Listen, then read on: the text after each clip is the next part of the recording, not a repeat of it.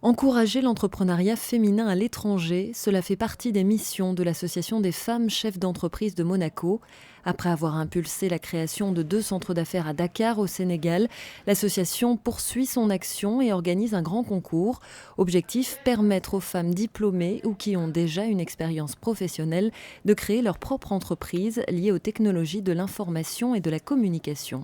L'entrepreneuriat féminin au Sénégal est très dynamique. Il y a beaucoup de femmes qui sont dans l'artisanat, dans le commerce, mais il est vrai qu'il y a une dimension qui leur manque, c'est de pouvoir utiliser tous les avantages du numérique. Jusqu'au 30 mars, les femmes qui ont un projet de création d'entreprise, mais également de création d'une nouvelle activité liée au numérique, vont pouvoir déposer un dossier, donc leur projet, dans un site web qui a été réalisé par un de nos partenaires.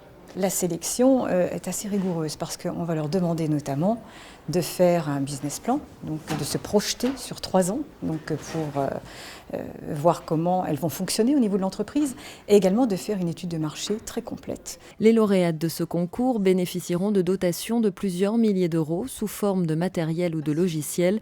Pendant 1 an, elles seront suivies et accompagnées par la FCEM qui veillera à la pérennisation de leur entreprise. Une opération rendue possible grâce au soutien des sponsors financiers sous la forme d'un partenariat public-privé. Nous connaissons un peu ce réseau des femmes en Afrique.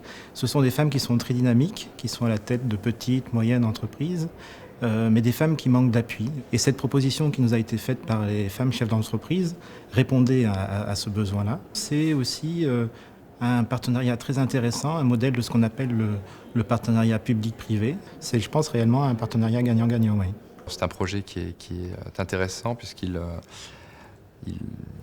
est lié à l'éducation, à la transmission de savoir, à la formation professionnelle. Et donc la formation professionnelle reste quelque chose qui nous intéresse et qui intéresse les membres du conseil d'administration. Voilà pourquoi nous sommes venus sur ce projet.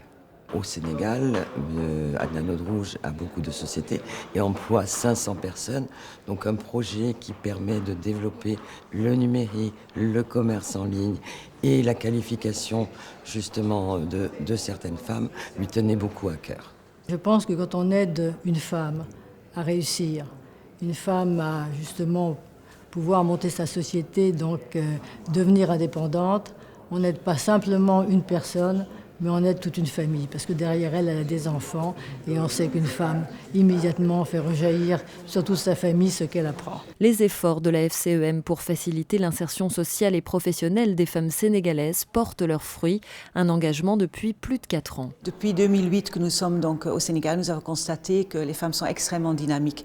Il y a une véritable volonté de la femme de retrouver son indépendance, d'être autonome. La situation de la femme, effectivement, donc, est en train d'évoluer. Les femmes prennent les choses en main, osent, s'engagent et derrière elles sont extrêmement fiables. Le concours d'entrepreneuriat numérique féminin est ouvert jusqu'au 30 mars 2013. Une 60aine de dossiers a déjà été déposé. Verdict au mois de juin.